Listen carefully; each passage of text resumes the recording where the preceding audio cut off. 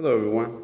We live in a world today that is very divided. These are some of the most divided times that I've ever seen in my entire life.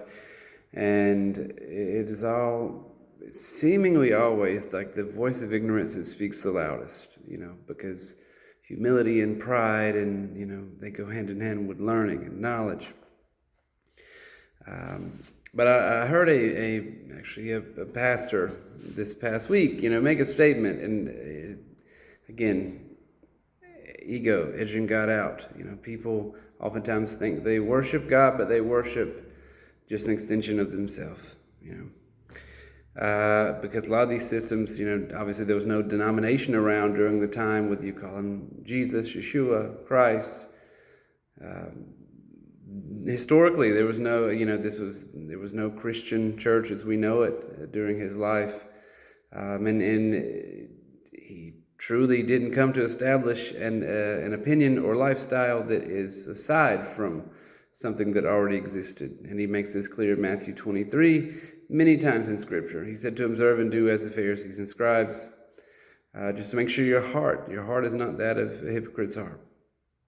But I heard a statement, there's so much anti-Semitism in the world. And I heard this gentleman say, it was the Jews that killed Jesus, right? According to himself. And again, he's basing this, one of the things, and I just wanted to speak on this really quickly, that we don't get taught, and I realize that's kind of like a narrative that gets taught in a lot of churches. And it is sad because people oftentimes are taught to hate and they don't even realize where this hate's coming from. So, quick mention, one of the people that gets praised is spearheading the Protestant Reformation, Martin Luther, was actually very anti-Semitic. And also go way back in history before him with Constantine, and then go to Roman rule, and they wanted to erase everything. They wanted to repackage what they already had, hijack the Hebrew Scriptures in many ways to present the image they wanted to be available. And, no one was allowed to speak against Roman rule, but there was much anti-Semitism back then. That's why there was always a desire to and back then there was no term as Judaizers and things that modern church uses.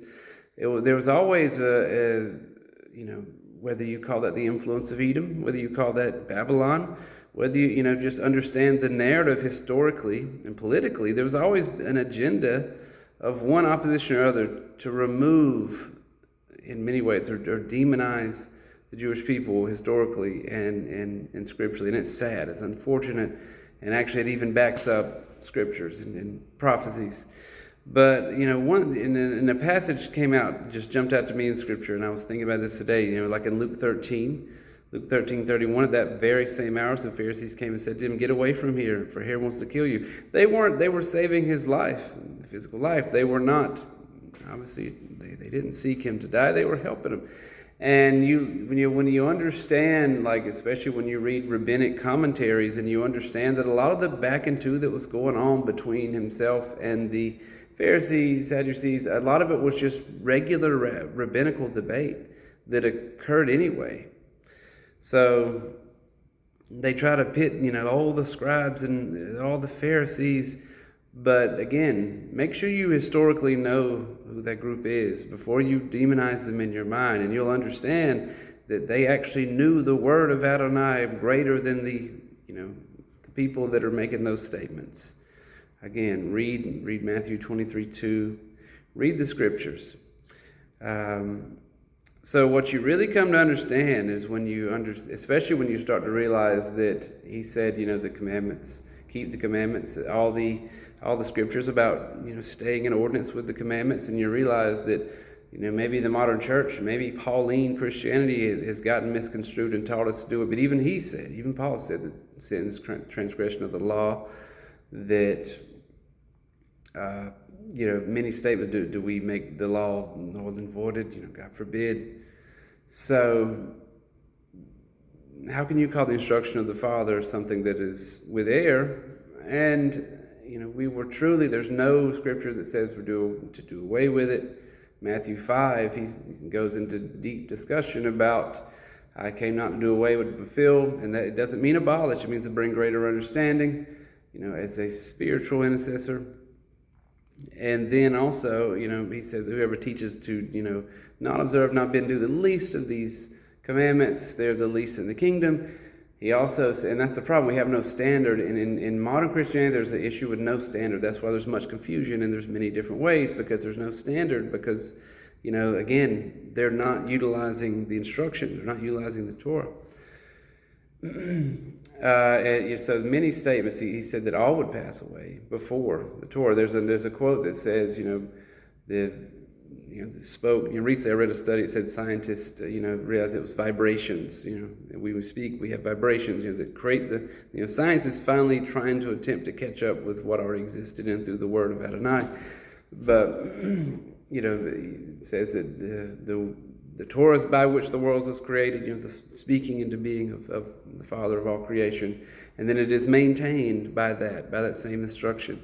So, who was it that did the crucifixion? And you can't take that stance, unfortunately, that the man was taking, and make it to be as though it was those Pharisees, those scribes. When you really understand history, crucifixion was exclusively a Roman form of execution, and it was used in certain circumstances for rebellious slaves, for crimes against the Roman state. Those who were seen to threaten the Roman order. And when you look at, a lot of language in John 1, also in Mark, he was making political statements. He was saying, you might want to answer to that king, but I have but one that I answer to. It was a threat to the Roman government. The charge of sedition, it's a political claim. On the cross, he was identified as King of the Jews, according to the Synoptic Gospels. That's not a religious crime, that's a political claim. It implies rival kingship in opposition to Rome, challenge to Caesar, potential rebellion. So if he didn't intend it politically, Rome would have certainly interpreted that way. Pilate is described by being, utterly ruthless and brutal, would execute any and everyone, essentially. There was no due process. And again, when you look at that whole Good Friday thing, that's another tradition. I've spoken on that, because Friday to Sunday, as they teach in church, is not 3 days. And then if you really want to understand the narrative of Messiah, you would have to understand the appointed times and understand Passover and first fruits. And I did several things on that, but obviously if he said he gave the sign of Jonah 3 days and 3 nights, does Good Friday add up? No. So the goal is to always learn and grow and teach everybody and ask themselves, what are we doing? What are we believing? It's another tangent, but back to this. So, the Jewish authorities during this time had no ability to pressure Pilate into anything. The high priests were handpicked by Roman governors, and they were essentially, puppets of Rome in many ways. There was a lot of corruption on every end of the spectrum. And all the Gospels, again, say that the formal charge was claiming to be king or claiming to be Messiah, that there were actually many others that claimed to be Messiah during that same time. And there's no, to my knowledge, because again, I plead mercy every day, I will never claim to know it all, but to my knowledge, there's no Torah law against claiming to be Messiah. Even in modern times, there have been those in communities that claim to be the Mashiach. So, that's one thing to think about. But the uprising, it was against Roman law, as the seditious claim. It denied authority of the Roman emperor. It was against Roman law. So it was already enough to get somebody executed. John the Baptist was executed for less. It was during Passover. There were a lot of people. They would be weary of riots and revolts, so they really wanted to deal with this, the Romans. So anything that even looked like a riot or an uprising would be shut down by Roman control. So he was, to the Romans, he was as a public menace. And I know many people have this love story in thinking that, Rome converted to Christianity. When you really understand Constantine and his complexes and his belief system, they never did. Christianity converted to Rome. Constantine still worships Old Invictus, and they essentially figured out a way to dupe the masses and repackage what already existed that they wanted to keep going and just rebrand it. So again, that's another topic. So many things, and there's also a lot of problems with this, with the trial. in Mark, like the night trial, Passover timing, immediate death sentence, blasphemy being tied to the Mashiach claim. These don't line up well with what you know and understand about Jewish legal procedures. So the narrative of this is, maybe theologically shaped, but it's not a verbatim transcript. And, because these things simply wouldn't have taken place like this, seemingly. So many people are going to say, are you saying the Bible's incorrect? No, I'm saying the narrative that you've been taught and the narrative that, you might have accepted does not align with truth, because maybe you didn't understand that there was always a narrative to not speak out against Rome. So there was always been that attempt to try to erase any Hebraic influence. And there's a revival of many people understanding the Hebraic influence today and seeing it through a different lens and really getting to the truth, because it all makes sense that way. And, you also, the high priesthood depended on Roman approval. They didn't control Pilate. They did have influence, but it was mainly in maintaining order.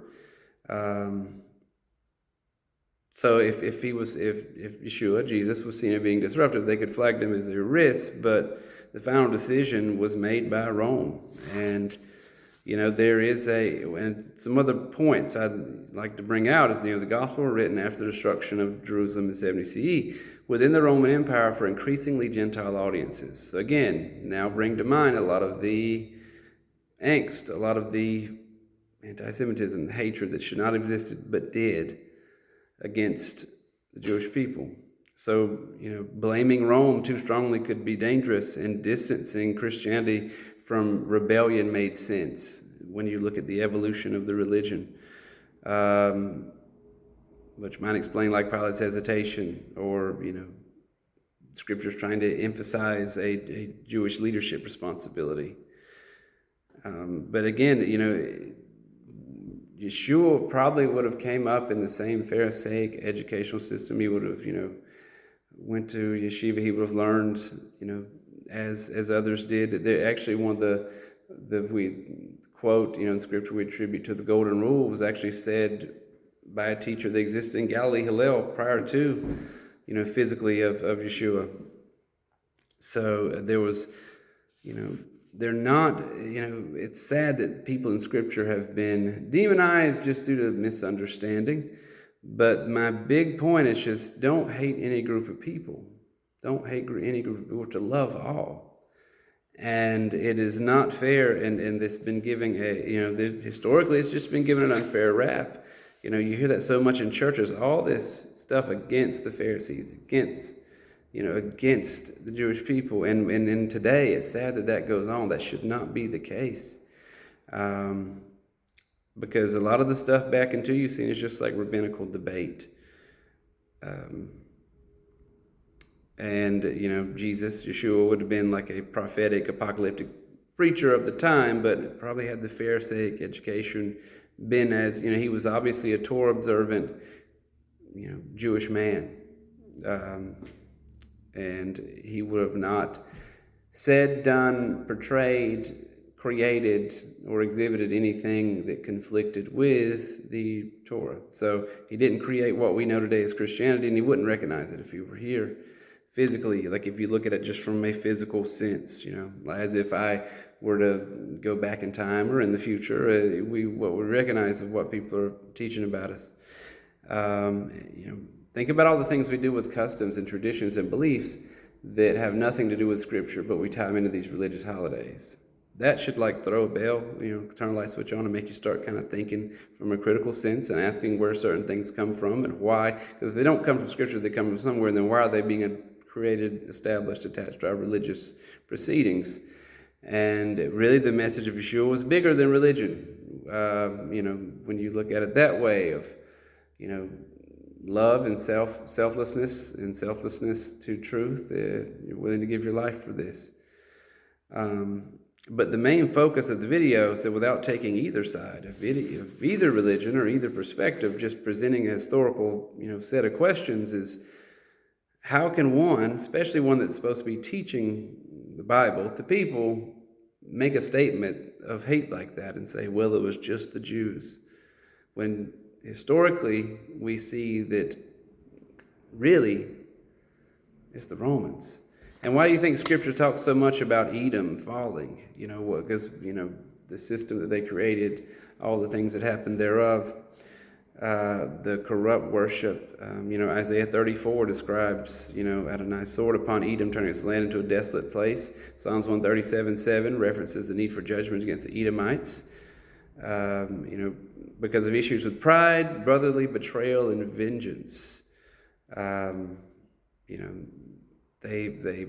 Their trust in their elevated mountainous fortified locations, and their betrayal, their wealth, it promises that they will be brought down.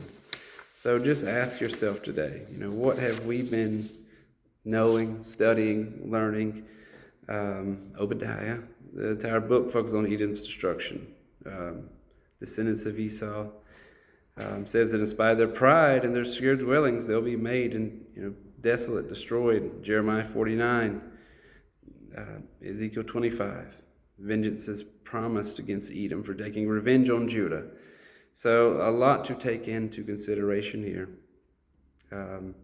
No one was allowed to speak out against Rome, and this is why history is told from the eye of the winner. That's what the picture that gets painted. Scripture says all things will come to light, all things will be unveiled. And I believe you're seeing that. But I would just discourage anybody from making any statement, blaming it completely, making any statement that's hate-filled and resentment-filled, because you see so much falsehoods in the media, so much falsehoods online, and people are starting to hate groups of people, without looking at the fruit of actions, and without looking at, truth, and without looking at scriptures. And also people are, good is being confused as bad, and bad is good in the world we live in. So we just need mercy. We need humility, and we need love. And, we need to understand what influences our actions, our desires, our beliefs. Blessings.